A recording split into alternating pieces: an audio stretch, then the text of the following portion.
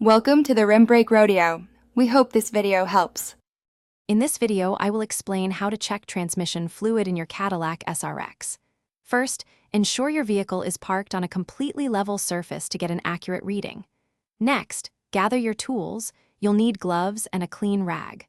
Finally, start your engine and let it run for a few minutes to bring the transmission fluid up to its normal operating temperature.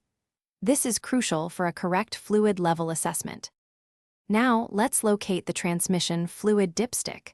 On many front-wheel drive cars, it's often to the right of the engine oil dipstick. If you're unsure, your owner's manual will provide the exact location. Some models might have engine covers that need to be removed first to access the dipstick. Once found, it typically has a yellow or orange handle.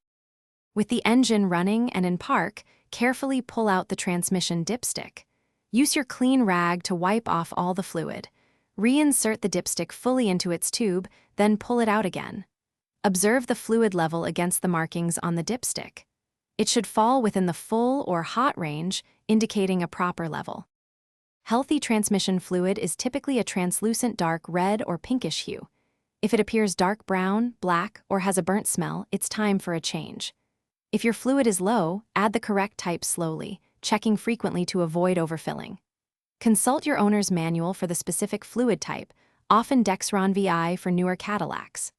Also, for a fresh scent in your car, check out the link in the description for Little Trees Black Ice and other great deals.